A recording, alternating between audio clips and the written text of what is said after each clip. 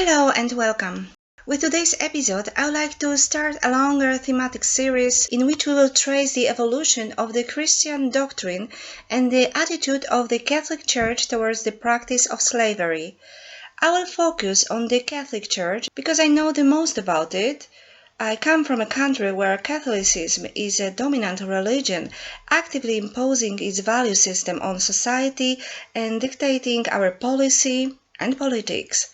Additionally, I have personally been deeply involved in this religion in the past, so I understand it best. Why do I find this topic interesting and relevant, and why do I think it should be analyzed by modern people? Because this evolution of moral stances, attitudes, this battle is still ongoing. Moreover, it is now affecting the fate of even more lives than at any time in history. For the time being, we have liberated certain groups of people from their yoke. But there are still trillions of non-human beings waiting for our decisive action. As vegan activists, we hear again and again that God allows animal exploitation, that this was his intention. In that case, let's remind or inform those who have not heard about it that Christians, along with their popes, saints, doctors of the church, had used exactly the same arguments against people for almost 2 millennia. As an introduction to this series, I will use an abbreviation of the history of official decisions and statements of the Church regarding slavery by the Institute for Catholic Research. In future episodes, we will expand on this with more facts, a deeper analysis of their meaning, and also look at the biblical records on the subject. I will start reading while you can see what I am reading. The use of scripture in the so-called tradition favoring slavery. Although many popes condemned the excesses of the international slave trade, the official magisterium of the Church endorsed the legitimacy of slavery as such until Pope Leo XIII in 1888. Look at some of the facts. The local council at Gangra in Asia Minor in 362 AD excommunicated anyone telling a slave to despise his master or withdraw from his service.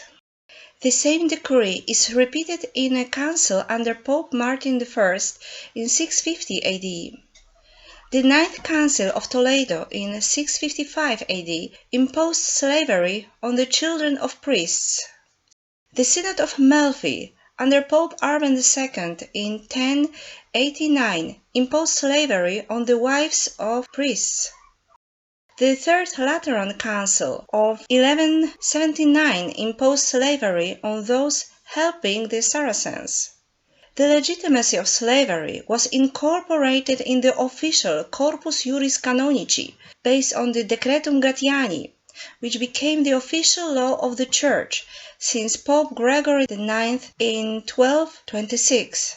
And probably this is the most important fact we should remember, that slavery was incorporated in the official law of the Church. The same way as exploitation of animals is incorporated in the law of every country, including Christian countries, which we might expect to have higher moral standards. And the same as human exploitation had been legal over centuries and had been supported by the Church. Now animal exploitation is still legal and still supported by the Church. Let's continue. In 1454, through the bull Romanus Pontifex, Pope Nicholas V authorized the King of Portugal to enslave all the Saracen and pagan people his armed would conquer. Though, as I stated before, some subsequent popes condemned the excesses of the slave trade, they didn't condemn slavery as such. In fact, the Holy Office in Rome still declared on 20th June in 1866, slavery itself, considered as such in its essential nature, is not at all contrary to the natural and divine law, and there can be several just titles of slavery, and these are referred to by approved theologians and commentators of the sacred canons. Let's add that among them there were the greatest philosophers, creators of Christian doctrine, saints like Thomas Aquinas. He was one of those who accepted and introduced slavery as part of God's law and God's concept of his creation. Let's continue reading the statement.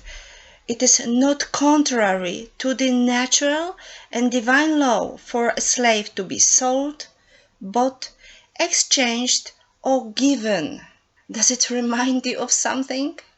A person, a human being, could be exchanged, given, bought, sold.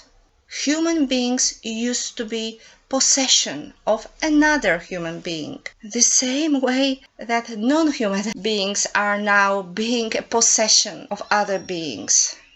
How can this be called morality?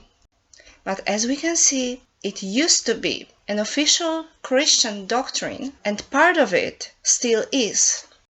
And finally, has the Catholic Church ever come to conclusion that there is something wrong with slavery? Has it eventually condemned it?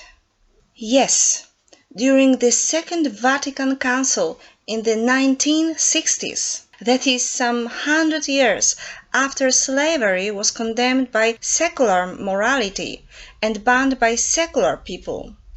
Thank you very much for your attention and please follow me. See you. Bye.